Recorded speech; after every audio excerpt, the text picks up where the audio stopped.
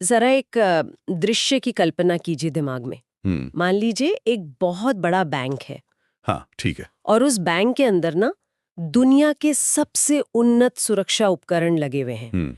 चप्पे चप्पे पर भारी हथियारों से लैस पुलिस बल है। बिल्कुल। गार्ड तैनात हैं। बिल्कुल। हर एक कोना सीसीटीवी कैमरों की निगरानी में है। मतलब सुरक्षा व्यवस्था इतनी चाक चौबंद है बिल्कुल। कि परिंदा भी पर न मार सके। हाँ, एकदम फुल प्रूफ सिक्योरिटी जिसे कहते हैं। एकदम। और फिर होता ये है कि उसी दिन के उजाले में ठीक उन कैमरों और उन पुलिस वालों के सामने उस बैंक में एक भयानक डकैती हो जाती है। बाप रे। अब देखिए, इस पूरी कल्पना में जो सबसे डरावना हिस्सा है ना, वो ये नहीं है कि डकैती हो रही है। तो फिर क्या है? डरावना ये है कि सब कुछ शीशे की तरह साफ दिख रहा है, हथियार बंद गार्ड वहां खड़े हैं, लेकिन कोई अपनी जगह से हिल नहीं रहा है।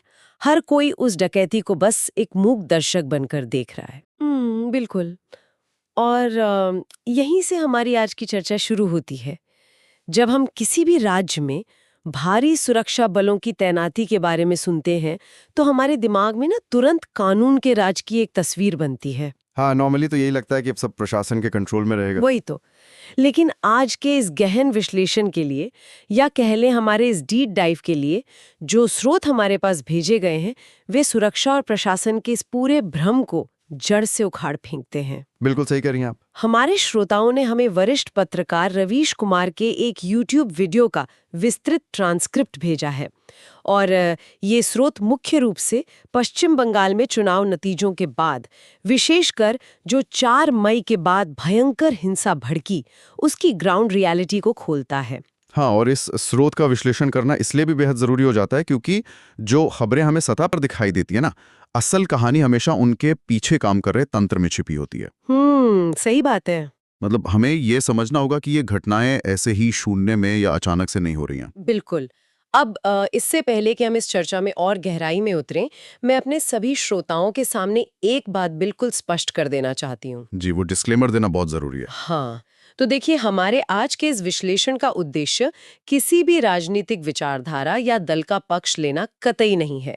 चाहे बात वामपंथी दलों की हो या दक्षिणपंथी दलों की, सत्ता पक्ष की हो या विपक्ष की। बिल्कुल, हम यहाँ किसी का भी ना तो समर्थन कर रहे हैं और ना ही विरोध कर रहे हैं। एकदम सही। हमारा काम केवल उन तथ्यों, दावों और जानकारियों की कार्यप्रणाली को समझना है, जो हमारे आज के स्रोत में बहुत ही विस्तार से बताई गई हैं। तो निष्पक्षता के स्पष्टीकरण के बाद मुझे लगता है हमें सीधे स्रोत के उस सबसे बड़े और बुनियादी विरोधाभास की तरफ चलना चाहिए। हाँ, जो किसी भी आम नागरिक का दिमाग घुमा दे।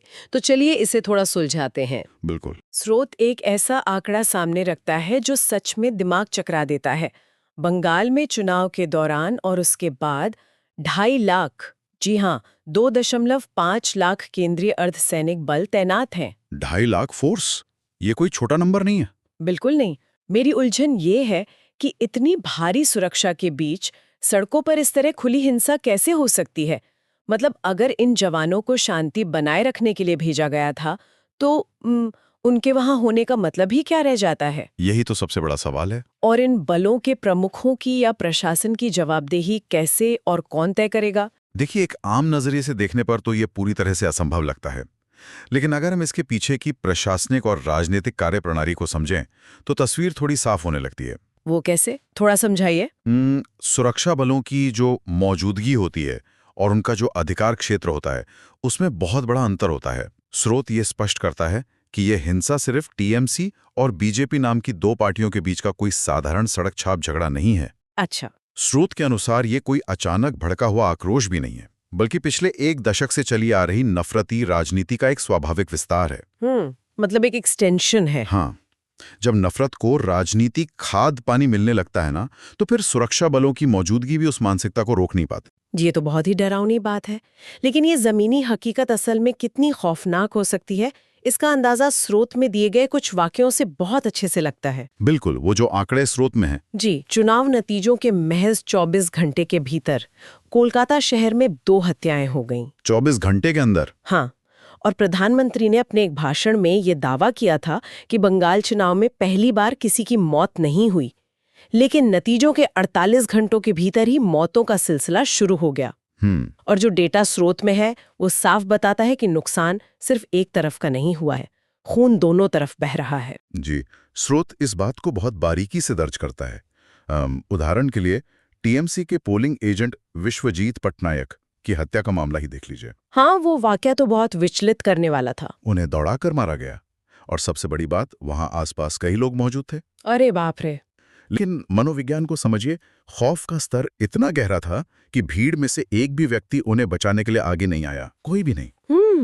ये तो वही बात हो गई कि इंसानियत ही मर गई है। बिल्कुल। जब हिंसा एक तमाशा बन जाती है ना, तो आम नागरिक अपनी मानवीय संवेदनाओं को पीछे छोड़कर बस खुद को बचाने में लग जाता है। और ये सब सिर्फ सत्ता पक्ष के लोगों के साथ नहीं हो रहा है। हावड़ा में बीजेपी कार्यकर्ता जाधव बर की पीट कर हत्या करने की खबर भी इस स्रोत में विस्तार से है। जी हाँ। पुलिस ने कालीपत बाग नाम के एक शख्स को पकड़ा है इसके लिए, और कहा जा रहा है कि इसमें आपसी रंजिश और राजनीतिक दोनों एंगल से जांच हो रही है। बिल्कुल, हर घटना के कई एंगल्स होते हैं। इसी तरह न्यू टाउन इलाके में बीजेपी के ही एक और कार्यकर्ता मधु मंडल की मौत का जिक्र है, जहां टीएमसी दफ्तर पर कब्जे को लेकर झड़प हुई थी। और बीरभूम वाला मामला भी तो है। हाँ, बीरभूम में टीएमसी समर्थक आबिर शेख की भी हत्या कर दी गई। मतलब सड़क पर उतरने वाला कार्यकर्ता चाहे जिस भी पार्टी का हो, जान उसी की जा रही है। एकदम सही।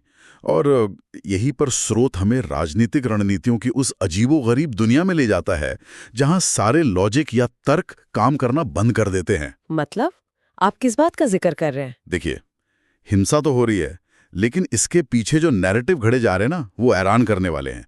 एक दावा ये किया जा रहा है कि टीएमसी के कार्यकर्ता खुद बीजेपी का झंडा लेकर अपने ही टीएमसी दफ्तरों में तोड़फोड़ कर रहे हैं। एक मिनट, मैं यहाँ थोड़ा रुकना चाहूंगी। ये बात मुझे बिल्कुल भी हजम नहीं हो रही है। हाँ, सुनने में अजीब लगता है। ये तो वही बात हो गई जो मैंने एकदम शुरुआत में उस बैंक डकैती वाले उदाहरण में कही थी। कैसे? मतलब आप मुझसे ये कह रहे हैं कि कोई राजनीतिक पार्टी जो अभी अभी भारी बहुमत से जीतकर सत्ता में वापस लौटी है, उसके कार्यकर्ता अचानक रात के अंधेरे में कपड़े बदलेंगे, विरोधी पार्टी का झंडा उठाएंगे और जाके खुद अपने ही दफ्तर को आग लगा देंगे। इसमें क्या लॉजिक हो सकता है? देखा जाए तो तार्किक रूप से यह दावा पूरी तरह से बेतुका है। कोई भी जीती हुई पार्टी अपने ही बुनियादी ढांचे को क्यों नष्ट करेगी? बिल्कुल। और इसीलिए बीजेपी के नेतृत्व ने भी इसका कड़ा विरोध किया है।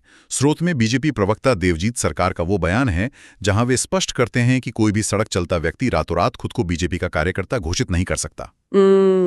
वो तो है। और बीजेपी के अध्यक्ष शामिक भट्टाचार्य ने तो यहां तक कह दिया है कि अगर उनका कोई कार्यकर्ता हिंसा करता पाया गया तो उसे तुरंत पार्टी से निकाल दिया जाएगा। अच्छा, उन्होंने सीधे तौर पर ये चेतावनी दी। हाँ, उन्होंने चीफ सेक्रेटरी से कार्रवाई की भी अपील की। तो ये दिखाता है कि जमीन पर फैली इस अराजकता को लेकर राजनीतिक दल भी किस तरह एक दूसरे पर जिम्मेदारी थोपने का खेल खेल रहे हैं। बिल्कुल। और इस पूरी अराजकता के बीच ना एक और हैरान करने वाली प्रशासनिक घटना घटती है। मुख्यमंत्री ममता बनर्जी और उनके भतीजे अभिषेक बनर्जी की अतिरिक्त सुरक्षा अचानक हटा ली जाती है। हाँ, ये भी स्रोत में बहुत प्रमुखता से बताया गया है। मतलब ये कैसा संकेत है? राज्य जल रहा है और शीर्ष नेताओं की सुरक्षा कम की जा रही है। ये बातें समझ से परे हैं। सच में ये काफी उलझा हुआ मामला है। लेकिन देखिए, इन शारीरिक और राजनीतिक हमलों से अगर हम थोड़ा अलग हटें, तो मुझे इस स्रोत का वो हिस्सा सबसे ज्यादा परेशान करने वाला लगा जहां कैमरा और सोशल मीडिया का रोल आता है। परफॉर्मेटिव वायलेंस वाला हिस्सा। हाँ, मेरा सवाल ये है कि अगर पुलिस वहां मौजूद है, राज्य में इतनी सुरक्षा है, तो लोग अपने अपराधों को बाकायदा रिकॉर्ड क्यों कर रहे हैं? ये एक बहुत ही महत्वपूर्ण सवाल उठाया है आपने। जनरली जब कोई भीड़ हिंसा करती है ना, तो वो अपनी पहचान छिपाना चाहती है, चेहरे ढक लेती है। हाँ, कोई नहीं चाहता कि वो कैमरे में पकड़ा जाए। बिल्कुल। लेकिन यहाँ हम प्रतीकात्मक हिंसा, या जिसे अंग्रेजी में परफॉर्मेटिव वायलेंस कहते हैं, उसका दौर देख रहे हैं। स्रोत हमें बताता है कि ये हिंसा छिपकर नहीं हो रही है। तो कैसे हो रही है? ये बाकायदा कैमरे के लिए एक नाटक की तरह रची जा रही है। स्रोत में एक बहुत ही विचलित करने वाले वीडियो का जिक्र भी है। हाँ, वो साड़ी वाला वीडियो। जी, मर्दों और महिलाओं का एक झुंड किसी व्यक्ति को बाकायदा ममता बनर्जी की तरह साड़ी पहनाता है, उसके गले में रस्सी डालता है और फिर उसे सड़क पर घसीटते हुए हिंसा का अभिनय करता है। ये बहुत ही भयानक स्तर की क्रूरता है। सच में ये किसी शारीरिक चोट से ज्यादा ना एक मनोवैज्ञानिक आघात देने की कोशिश लगती है मुझे। बिल्कुल।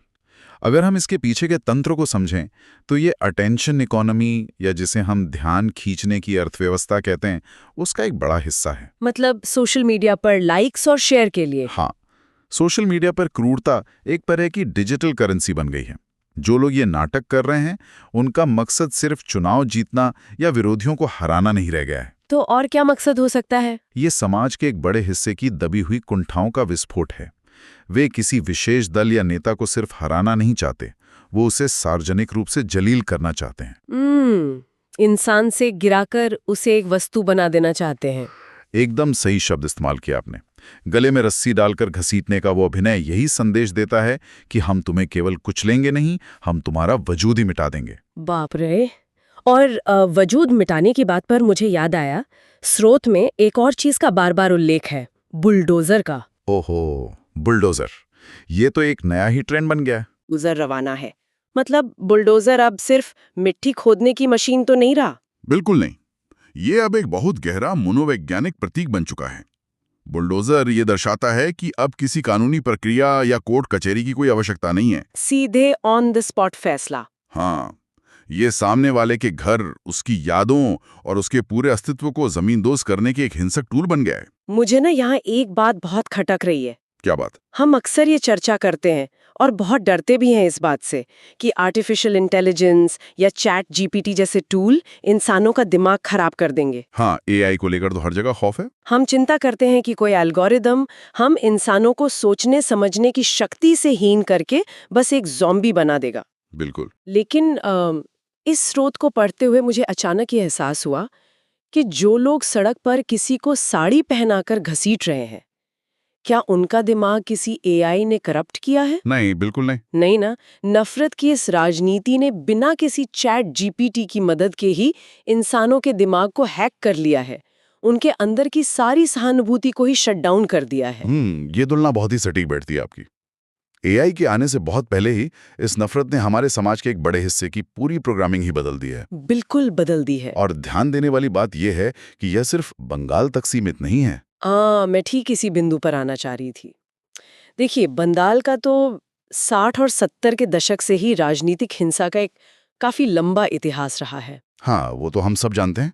तो क्या हम सच में ये कह सकते हैं कि ये जो हम आज देख रहे हैं वो कोई नया राष्ट्रीय पैटर्न है, या फिर ये बंगाल की वही पुरानी हिंसक विरासत है जो अब बस नए रूप में सामने आ रही है? देखिए, बंगाल का अपना एक ऐतिहासिक राजनीतिक संघर्ष रहा है, इसमें कोई शक नहीं है। लेकिन स्रोत यहाँ एक बहुत ही दिलचस्प समाजशास्त्रीय बदलाव की ओर इशारा करता है। स्रोत के अनुसार 2014 के बाद से पूरे भारत में जो भीड़ की हिंसा या कहें कि मॉब वायलेंस पनपी है ना जी, बंगाल की मौजूदा घटनाएं उसी बड़े राष्ट्रीय पैटर्न का ही विस्तार हैं। अच्छा, मतलब ये उसी का एक्सटेंशन है। हाँ, क्योंकि पहले की जो राजनीतिक हिंसा होती थी वो अक्सर विचारधाराओं या पार्टी के वर्चस्व को लेकर होती थी। जैसे लेफ्ट और राइट की लड़ाई। बिल्कुल। लेकिन अब ये महज शक और पहचान के आधार पर होने वाली भीड़ की हिंसा में बदल चुकी है। ये तो स्रोत में दिए गए कुछ बेहद खौफनाक राष्ट्रीय उदाहरणों से भी साफ होता है। कौन से उदाहरण? जैसे फरीदाबाद में जो आर्यन मिश्रा की हत्या हुई थी, अनिल और वरुण नाम के 2 लड़कों ने उसे सिर्फ इस शक में गोली मार दी थी कि वो गौ तस्करी कर रहा है। हाँ, वो केस। और या फिर हापुड़ का वो मामला देख लीजिए। हापुड़ वाला मामला तो और भी ज्यादा विचलित करने वाला था। बिल्कुल, हापुड़ का हमला तो संस्थागत सुस्ती का भी एक बहुत बड़ा उदाहरण है। कासिम और समीउद्दीन पर भीड़ ने सरेआम जानलेवा हमला कर दिया और उसमें कासिम की तो मौत ही हो गई। और सोचिए, न्याय के लिए कितना इंतजार करना पड़ा। 6 साल के लंबे और थका देने वाले इंतजार के बाद जाकर 10 लोगों को उम्र कैद की सजा मिल पाई। 6 साल। और हरियाणा के चरखी दादरी में जो साबिर मलिक की हत्या का मामला है, वो भी तो ऐसा ही है। हाँ, वो भी सिर्फ शक के आधार पे हुआ। वो बेचारा कबाड़ी का काम करता था, भीड़ में उसे पीट पीट कर मार डाला क्योंकि उन्हें महज ये शक था कि उसके पास गौ मांस है। और जब बाद में लैब टेस्ट की रिपोर्ट आई तो क्या निकला? तो पता चला कि वो मांस किसी और ही जानवर का था। हे भगवान, मतलब पहले शक के आधार पर भीड़ ने खुद ही सजाए मौत तय कर दी, जान ले ली, और बाद में वो शक भी पूरी तरह से झूठा निकला। बिल्कुल। और इसी मानसिकता का एक और चरम रूप ना स्रोत में चेतन सिंह के मामले के जरिए बताया गया है। वो रेलवे सुरक्षा गार्ड वाला केस। हाँ, एक रेलवे सुरक्षा गार्ड जिसे यात्रियों की हिफाजत के लिए ही सरकारी बंदूक दी गई थी और उसने किया क्या? उसने चलती ट्रेन में 3 मुस्लिम यात्रियों को उसी सरकारी बंदूक से भून दिया। चेतन सिंह का उदाहरण इस बात का बहुत स्पष्ट प्रमाण है कि जब नफरत किसी व्यक्ति के दिमाग पर कब्जा कर लेती है ना, तो क्या होता है? तो फिर उसकी वर्दी, उसकी ट्रेनिंग या उसका सरकारी पद कुछ भी मायने नहीं रखता। समाजशास्त्र में से ऐसे समझा जाता है कि जब भीड़ या व्यक्ति को ये लगने लगता है कि व्यवस्था उसके साथ है या फिर वो कानून से ऊपर है। बिल्कुल, तो वो खुद को ही जज, जूरी और जल्लाद समझने लगता है। जब भीड़ खुद ही ऑन द स्पॉट फैसला करने लगे तो समझ लीजिए कि कानूनी राज्य की जो पूरी अवधारणा है वो ढह चुकी है। ये तो सीधे तौर पर हमारी संस्थाओं की विफलता की ओर ही इशारा करता है। मतलब जब भीड़ ये सब कर रही है सड़कों पर, तो कानून और प्रशासन क्या कर रहा है उस वक्त? यही तो सबसे बड़ा सवाल है इस पूरे मुद्दे का। स्रोत में सुप्रीम कोर्ट के एक आदेश का भी जिक्र है, जो इस संस्थागत पंगुता या जिसे हम इंस्टीट्यूशनल पैरालिसिस कहते हैं, उसे बहुत अच्छे से समझाता है। हाँ, वो बुलडोजर वाले मामले पर जो आदेश था। स्रोत बताता है कि नवंबर 2024 में सुप्रीम कोर्ट ने बुलडोजर जस्टिस पर बहुत ही कड़े और स्पष्ट दिशा निर्देश जारी किए थे। क्या थे वो दिशा निर्देश? कोर्ट ने साफ कहा था कि किसी भी निर्माण को गिराने से पहले 15 दिन का नोटिस देना अनिवार्य है। ठीक है। पूरी प्रक्रिया की बाकायदा वीडियो रिकॉर्डिंग होनी चाहिए। और सबसे बड़ी बात, अगर कोई अधिकारी नियमों को तोड़ता है तो उसे अपनी जेब से उस पीड़ित परिवार को मुआवजा देना होगा। अरे वाह, ये तो बहुत कड़े नियम है। लेकिन इतने कड़े नियम होने के बावजूद जमीन पर क्या हो रहा है? जमीन पर तो कहानी एकदम उल्टी है। वही तो, कोलकाता के पुलिस कमिश्नर अजय नंदा ने साफ चेतावनी दी थी कि किसी भी जुलूस या रैली में जेसीबी मशीन का इस्तेमाल नहीं होगा। हाँ बिल्कुल। और जो लोग इसे किराए पर देंगे उन पर सख्त कार्रवाई होगी। लेकिन फिर भी आए दिन ऐसे वीडियो सामने आ रहे हैं जहां बुलडोजर शान से रैलियों में चल रहे हैं। बिल्कुल। तो मेरा सवाल ये है कि पुलिस प्रशासन इस भीड़ के आगे पंगु क्यों हो जाता है? क्या ये सिर्फ राजनीतिक दबाव है या फिर पुलिस खुद इस भीड़ से डरने लगी है? देखिए, इसके पीछे कई स्तरों पर काम करने वाली एक बहुत ही जटिल कार्यप्रणाली है। कई बार तो ये सीधे सीधे ऊपर से आने वाला राजनीतिक दबाव होता है। वो तो होता ही है। और कई बार पुलिस बल जो है ना, वो भीड़ के संख्या बल के आगे खुद को एकदम असहाय महसूस करता है। हाँ, जब हजारों की भीड़ हो तो चंद पुलिस वाले क्या ही कर लेंगे। लेकिन सबसे खतरनाक स्थिति तब होती है जब प्रशासन के कुछ हिस्से वैचारिक रूप से उस भीड़ के साथ सहानुभूति रखने लगते हैं। ओ, ये तो बहुत डरावना है। बिल्कुल। ऐसे में पुलिस भीड़ के आगे सिर्फ हाथ जोड़ के खड़ी रह जाती है, जैसा कि हमारा स्रोत दावा भी करता है। लेकिन इस पूरी चर्चा में ना मुझे लगता है एक अपराधी ऐसा भी है जो सड़क पर नहीं है, बल्कि बहुत ही सुरक्षित जगह पर बैठा है। आप किस वर्ग की बात कर रही हैं? मैं बात कर रही हूँ हमारे तथाकथित पढ़े लिखे समाज की। स्रोत उस उच्च वर्ग और मध्यम वर्ग के दोगलेपन पर बहुत तीखा प्रहार करता है। समाज के स्वर्ग की भूमिका सच में सबसे ज्यादा निराश करने वाली है। बिल्कुल। यह वह वर्ग है जो खुद वातानुकूलित कमरों में सुरक्षित बैठा है। उनके आसपास ये हिंसा नहीं हो रही है। हाँ, स्रोत कहता है कि ये वही लोग हैं जो अपने खुद के बच्चों को बेहतर जीवन और अच्छी शिक्षा के लिए अमेरिका या यूरोप भेजना चाहते हैं। बिल्कुल, उन्हें अपने बच्चों के लिए बेस्ट चाहिए। लेकिन जब उनके मोबाइल पर व्हाट्सएप के जरिए ऐसी प्रतीकात्मक हिंसा या बुलडोजर के वीडियो आते हैं ना, तो वे उसे फॉरवर्ड करते हैं, शेयर करते हैं और उस पर खुशी मनाते हैं। ये बहुत ही अजीब विडंबना है। मतलब क्यों?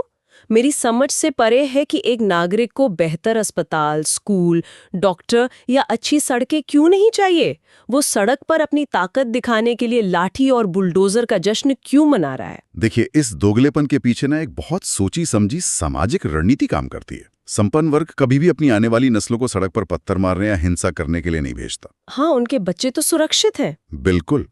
वे इस हिंसक भीड़ को बस एक राजनीतिक और सामाजिक औजार की तरह इस्तेमाल करते हैं। अपना वर्चस्व बनाए रखने के लिए। एकदम सही। जब कोई गरीब का बच्चा नफरत और हिंसा के चक्कर में फंस जाता है ना, तो वो शिक्षा और रोजगार के सवाल पूछना भूल जाता है। वो बस उसी दलदल में उलझा रहता है। हाँ, और इससे उस संपन्न वर्ग का जो एकाधिकार है वो सुरक्षित रहता है। वे चाहते यही है कि समाज का एक तबका हमेशा इसी तरह की खोखली और हिंसक उपलब्धियों में उलझा रहे, ताकि सत्ता के असली सवालों से उनका ध्यान भटका रहे। बहुत ही गहरी बात कही आपने। तो अगर हम इस पूरी विस्तृत चर्चा को एक सूत्र में पिरोने की कोशिश करें, तो ये स्रोत हमें हमारी एक बहुत बड़ी सामाजिक विफलता का आईना दिखाता है। बिल्कुल दिखाता है। एक राजनीतिक जीत का जश्न विकास की योजनाओं से, शांति से या आगे की नीतियों पर चर्चा करके भी तो मनाया जा सकता था। हाँ, एक सभ्य समाज तो ऐसे ही जश्न मनाता है। लेकिन इसके बजाय समाज के एक बहुत बड़े हिस्से ने नफरत, कुंठा और प्रतिशोध का रास्ता चुना। और सबसे दुखद बात यह है कि इस जश्न के शोर में किसी का घर जलने या किसी की जान चले जाने का कोई अपराध बोध समाज में नहीं बचा है। एकदम सही कह रही हैं आप। अंत में इस स्रोत से मिली जानकारी के आधार पर मैं हमारे सभी श्रोताओं के लिए एक बहुत ही बुनियादी लेकिन विचलित करने वाला सवाल छोड़ना चाहता हूं। क्या है वो सवाल? इस पर थोड़ी गंभीरता से विचार कीजिएगा। अगर हमारे समाज में राजनीतिक सफलता का पैमाना ये नहीं रहा कि आप कितने स्कूल या अस्पताल बनाते हैं, बल्कि पैमाना ये बन जाए कि आप अपने विरोधी को शारीरिक और मानसिक रूप से कितनी बेरहमी से कुचल सकते हैं, तो उस दिन का इंतजार कीजिए जब चुनाव खत्म हो जाएंगे। फिर क्या होगा? जब जश्न का ये पूरा शोर थम जाएगा और इस खून की प्यासी हिंसक भीड़ के पास शिकार करने के लिए कोई नया विरोधी नहीं बचेगा, तो अब क्या होगा?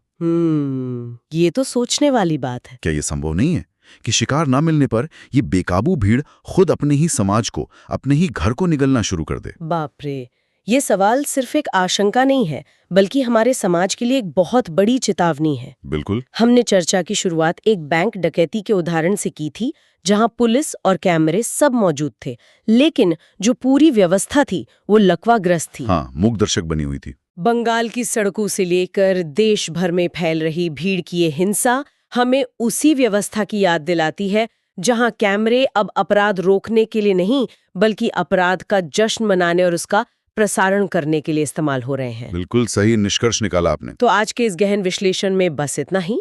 इस आखिरी सवाल को अपने जहन में रखिए और खुद से जरूर पूछिए कि हम बिना जाने आखिर किस ओर बढ़ रहे हैं।